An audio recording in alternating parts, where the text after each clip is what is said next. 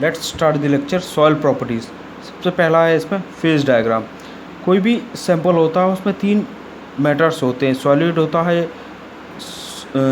होता है, लिक्विड होता है एंड गैसेस होता है। ठीक है, तो इन्हीं लिक्विड्स का जो diametrical presentation of different phases of soil, जो डायमेट्रिकल रिप्रेजेंटेशन होता है डिफरेंट फेजेस में, उसको हम कहते हैं फेज सिस्टम। फर्स्ट है इसका 3 phase system.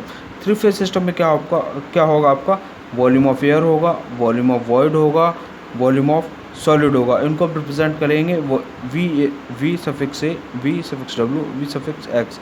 Volume of air और वॉल्यूम ऑफ वाटर आपका होगा वॉल्यूम ऑफ वॉइड्स में। किसी भी सैंपल स्पेस में, किसी भी सैंपल सॉइल सैंपल में क्या होता है कि 2 वॉल्यूम्स होते हैं। वॉल्यूम ऑफ सॉलिड फिक्स्ड होता है, वॉल्यूम ऑफ वॉइड इंक्रीज और डिक्रीज हो सकता है। ठीक है ठीक है, तो जो वॉल्यूम ऑफ वाटर और एयर होता है वो वॉल्यूम ऑफ वॉइड्स में रहता है हमेशा। ठीक है, इसमें एस की वैल्यू जो होती है, कई बार एग्जाम में पूछ लिया जाता है कि एस की वैल्यू क्या होती है। ये एस जो है आपका, ये है आपका डिग्री ऑफ सैचुरेशन। इसको हम आगे और पढ़ेंगे। ठीक है, एस की वैल्यू जो रहती है 0 से ज़्यादा और 1 से कम रहती है। इसको हम कह सकते हैं कि 3 फेज सिस्टम मोस्टली सॉइल जो रहता है वो पार्शली सैचुरेटेड रहता है।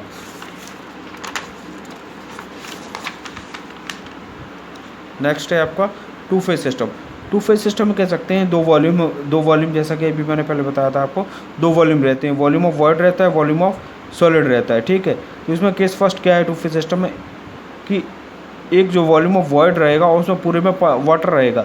जब पूरे में वाटर रहेगा तो एस की वैल्यू क्या हो जाएगी, एस की वैल्यू इज इक्वल टू 1। क्यों हो जाएगी, क्योंकि सॉइल इज फुली सैचुरेटेड। एक तो इसमें वॉल्यूम ऑफ सॉलिड है, दूसरा वॉल्यूम ऑफ वाटर है, टोटल वॉल्यूम ऑफ वाटर है।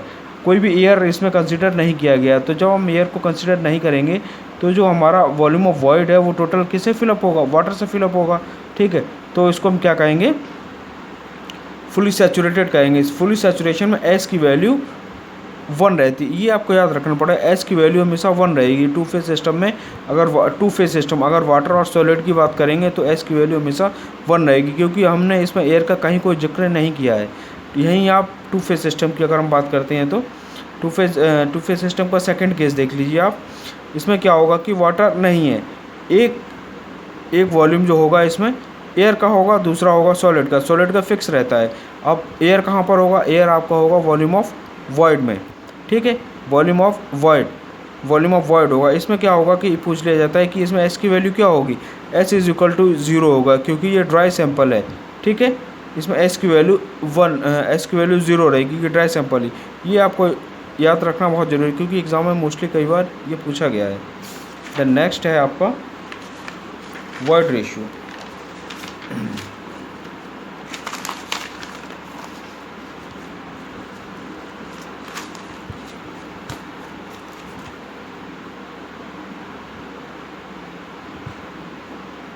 वॉइड रेशियो की बात करेंगे, ये भी एक टाइप का रेशियो होता है। इसमें क्या होता है, it is the ratio of volume of void to the volume of solid. It is represented और डिनोटेड बाई ई। अब it is represented denoted by E is equal to volume of void upon volume of solid into 100। यहाँ पर ये जो है ये volume of solid है। Volume of solid क्यों लिया जाता है, क्योंकि वॉल्यूम ऑफ सॉलिड हमेशा फिक्स्ड रहता है। ये जो है किसी भी सैंपल में चेंज नहीं होता है, इसलिए हम यहाँ पर वॉल्यूम ऑफ सॉलिड लेते हैं। अब इसमें जो क्वेश्चन इससे निकलते हैं वो क्या होता है, क्या ई का पॉइंट नोट डाल के इसमें लिखना है आपको। पॉइंट 1 फर्स्ट पॉइंट है आपका, ई इज़ ग्रेटर देन 0 और इक्वल टू 1 ऑल्सो। ठीक है, अब इसमें हम बात करेंगे कि इक्वल टू 1 ऑल्सो, क्या ये 1 से ज़्यादा हो सकता है। येस ऑफ कोर्स ये 1 से ज़्यादा हो सकता है। किस केस में होगा, फाइन ग्रेन सॉल्स में मोस्टली 1 से ज़्यादा होगा comparison to coarse grain soils. Greater is the void ratio, greater is the permeability at constant particle size. अगर हम किसी दो सॉइल सैंपल को कंपेयर करें, अगर उनका पार्टिकल साइज कांस्टेंट रखें, तो जिसका वॉइड रेशियो ज़्यादा होगा उसकी परमिबिलिटी क्या होगी, ज़्यादा होगी। कह सकते हैं हम e of clay greater than e of silt, greater than e of sand, greater than e of gravel under identical conditions of degree of compactions. इसमें क्या होगा कि जो क्ले का वॉइड रेशियो होगा सिल्ट से ज़्यादा होगा, सिल्ट का जो है सैंड से ज़्यादा होगा, सैंड का जो है ग्रेवल से ज़्यादा होगा। जितने ही पार्टिकल साइज आपके छोटे होते जाएंगे वॉइड रेशियो उतना ही ज़्यादा होता जाएगा। क्ले का जो है वॉइड रेशियो सबसे ज़्यादा होगा। ठीक है, पोरोसिटी की अगर हम बात करते हैं तो नेक्स्ट है, ये दोनों पॉइंट्स बहुत ही इंपॉर्टेंट है क्योंकि एग्ज़ाम में अक्सर आपको यही 2 पॉइंट्स पूछे जाते हैं। ये डेफिनेशन है, कैसे भी आपको याद हो जाएगी, लेकिन ये याद करना बहुत ज़रूरी है कि कैसे ये होगा। पोरोसिटी की अगर हम बात करेंगे तो ये भी एक टाइप का रेशियो है। It is the ratio of volume of void to the total volume soil sample. It is denoted और presented by eta. Eta is equal to volume of void upon volume of total volume into 100।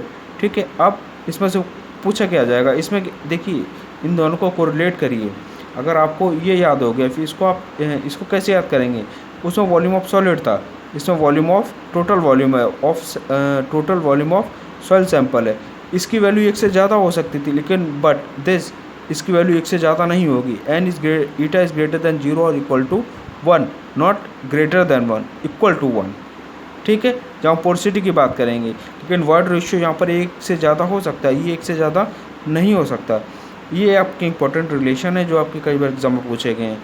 क्या होता है कि eta is equal to e 1 plus e और e is equal to eta 1 minus n, दोनों में ही correlation है। इसमें जब हम ईटा का फॉर्मूला ई के रेफरेंस में निकालेंगे तो 1 यहाँ पर प्लस होगा, किसके साथ, ई के साथ। वहीं जब हम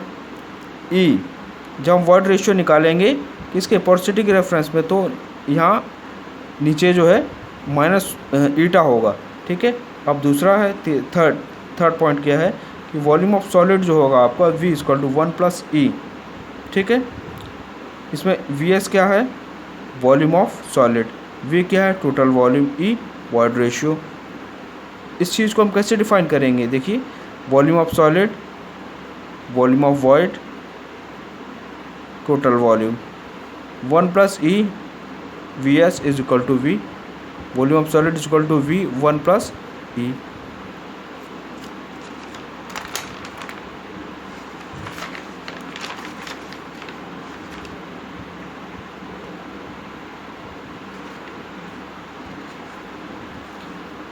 वाटर कंटेंट, नेक्स्ट है वाटर कंटेंट। वाटर कंटेंट क्या है आपका, वाटर कंटेंट कह सकते हैं, मॉइस्चर कह सकते हैं, परसेंटेज मॉइस्चर कह सकते हैं। ये क्या आपका रेशियो है, it is the ratio of weight of water to the weight of solid. It is represented by small w। क्या होगा, weight of water. Void ratio की अगर हम बात करें, वॉइड रेशियो में क्या था, यहाँ पर वॉइड्स था और अपॉन टोटल जब हम वॉइड रेशियो की बात करेंगे तो वॉइड रेशियो में यहाँ पर क्या था, ऊपर वॉल्यूम ऑफ वॉइड था, नीचे वॉल्यूम ऑफ सॉलिड। इसको हम उसी से रिलेट कर देंगे, इसमें होगा weight of water upon weight of solid into 100।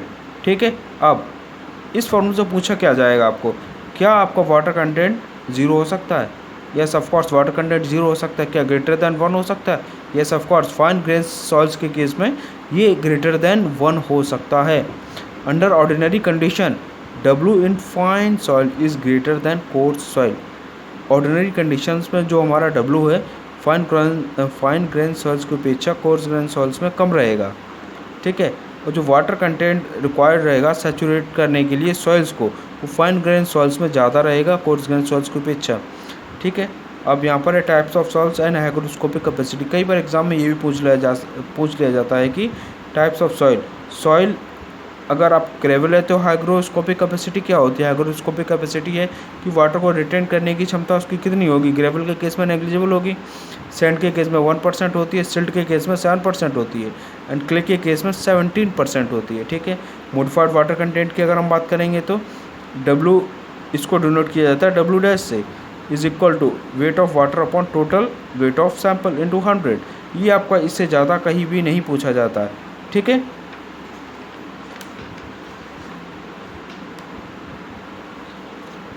इस केस में एक चीज़ और आपसे पूछी जा सकती है, क्या water content modified water content से ज़्यादा हो सकता है। तो आपका ये फैक्टर हम कंसीडर करेंगे। ये फैक्टर क्या है, यहाँ पर हमारा वेट ऑफ सॉलिड है, ये क्या है, weight of total weight of sample है। जब टोटल वेट ऑफ सैंपल है तो ये फैक्टर क्या हो गया, यहाँ पर ये फैक्टर ज़्यादा हो गया। तो जाहिर सी बात है, जब हमारा डिवाइड फैक्टर जो है ज़्यादा है तो वैल्यू किसके ज़्यादा होगी, W is always greater than W dash. ये चीज़ आपसे कभी पूछी जा सकती है, तो ये आपको याद करने की ज़रूरत नहीं, सब चीज़ें यहीं पे निकल आएंगी। वाटर कंटेंट जो है हमारा मॉडिफाइड वाटर कंटेंट से हमेशा ज़्यादा रहेगा।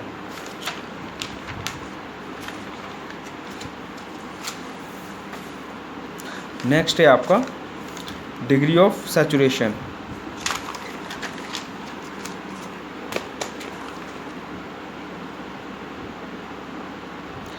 डिग्री ऑफ सैचुरेशन ये भी रेशियो है, किसका रेशियो है?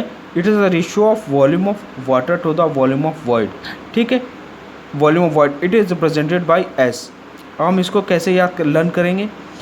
ये हमारा जो है, हम जब वाटर हमारा जो सैंपल होता है उसमें किसमें फिलअप होता है कि वो, जब भी हम वाटर और सैंपल की बात करेंगे तो वाटर जो है हमारा जो एम्प्टी स्पेस होगा वॉइड्स में वहीं पर फिलअप होगा।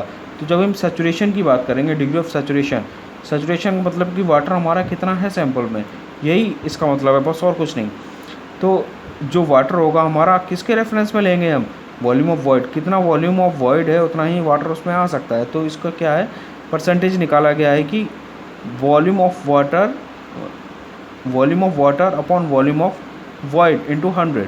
ठीक है, इसकी वैल्यू क्या होगी? ये हमेशा इसकी value greater than equal to 0 और लेस देन इक्वल टू 1 रहेगी। ये बहुत सारे एग्जाम में पूछा गया है। ठीक है, कि इसकी वैल्यू, सैचुरेशन की वैल्यू किससे किसके बीच में रहती है? ग्रेटर देन इक्वल टू 0 और लेस देन इक्वल टू 1। अब डिग्री ऑफ सैचुरेशन की अगर हम बात करेंगे तो ठीक है, डिग्री ऑफ सैचुरेशन और सॉइल, डिग्री ऑफ सैचुरेशन हमारे 0 से 25 है, तो क्या करेंगे हम? ह्यूमिड सॉइल इसको क्लासीफाई करें। कई सारे एग्जाम में ये वैल्यूज़ पूछी गई हैं।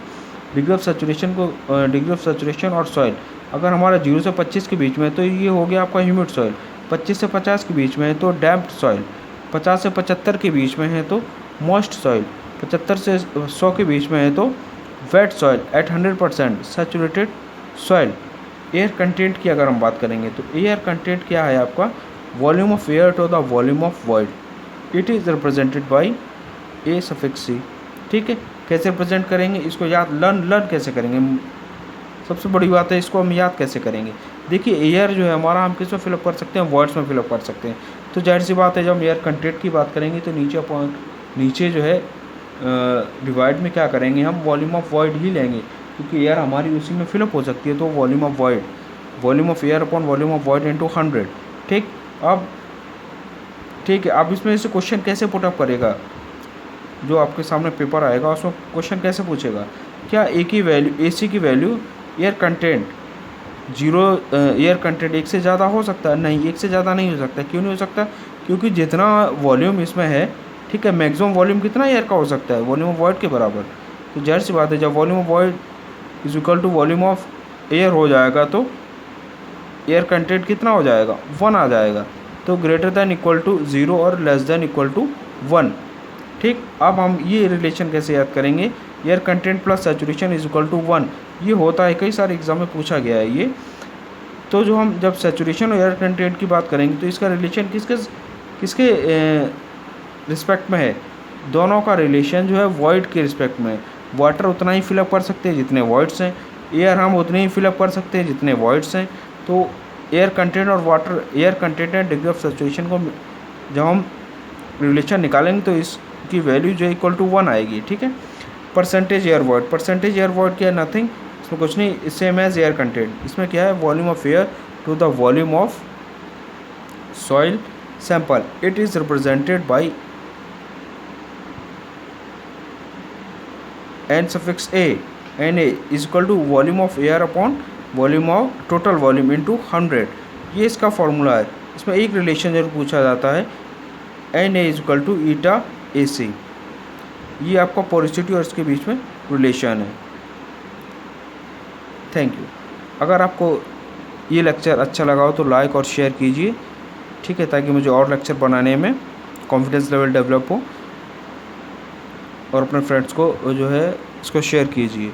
इससे ज़्यादा किसी भी एग्ज़ाम में इस टॉपिक से नहीं पूछा जाएगा। Thank you.